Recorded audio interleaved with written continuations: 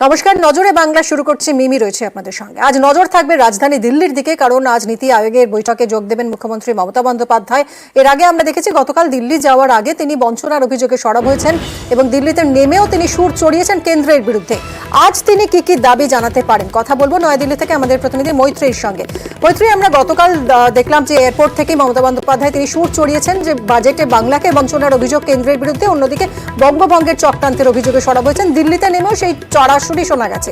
আজ ঠিক কোন কোন ইস্যুতে তিনি সরব হতে পারেন নীতি আয়োগের বৈঠকে?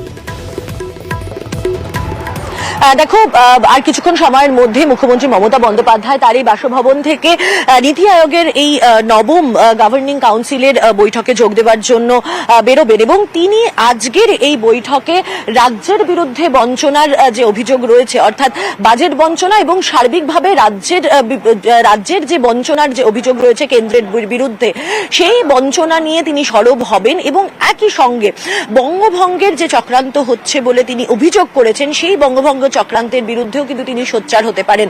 গতকাল মমতা বন্দ্যোপাধ্যায় তিনি স্পষ্ট করে দিয়েছিলেন যে এই যে কেন্দ্রীয় বঞ্চনা, কেন্দ্রীয় বাজেট বঞ্চনার যে শুধু রাজ্য নয়, সমস্ত অবিজেপি যে সমস্ত রাজ্যের সরকার রয়েছে এবং যারা বিরোধী সরকার রয়েছে, সেই সমস্ত রাজ্যকে বঞ্চনা করা হয়েছে এবং তাদের সবার হয়ে সওয়াল করবেন মুখ্যমন্ত্রী মমতা বন্দ্যোপাধ্যায়। ফলে আজকের নীতি আয়োগের এই যে গভর্নিং কাউন্সিলের বৈঠক, সেই বৈঠকে কিন্তু মুখ্যমন্ত্রী মমতা বন্দ্যোপাধ্যায়কে রাজ্যের সঙ্গে সঙ্গে অন্যান্য রাজ্য, অর্থাৎ যে সমস্ত রাজ্য বঞ্চনার বঞ্চিত হয়েছে এবারের বাজেটে, তাদের হয়েও সওয়াল করতে দেখা যেতে পারে। এবং তার সঙ্গে সঙ্গে রাজ্যের বর্তমান যে পরিস্থিতি, গত কয়েকদিনে আমরা দেখেছি যে বিভিন্ন ক্ষেত্রে বিজেপির একাধিক মন্ত্রী এবং সাংসদরা তারা সরব হয়েছেন বাংলা ভাগের ক্ষেত্রে। তারা দাবি তুলেছেন, কোচবিহার ভাগের কথা বলেছেন, কেউ বলেছেন কেন্দ্রশাসিত রাজ্য করার কথা।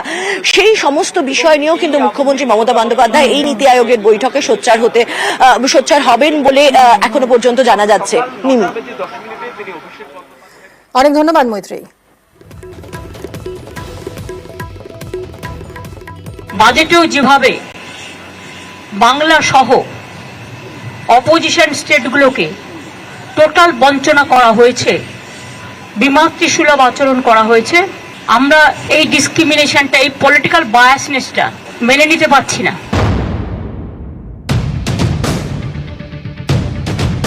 অভিষেককে সঙ্গে নিয়ে শুক্রবার দিল্লিতে মমতা বন্দ্যোপাধ্যায়। শনিবার যোগ দেবেন নীতি আয়োগের বৈঠকে। তার আগে শুক্রবার তিনি কেন্দ্রের বিরুদ্ধে সুর চড়ান। I cannot compromise with your ideology. They will deprive us. Yes, you can give some special package to your friends, but you cannot deprive for that to others. You cannot discriminate state to state. इसका मतलब यही हुआ BJP का विकास जो उनका साथ। Government का ऐसा पॉलिसी नहीं होना चाहिए।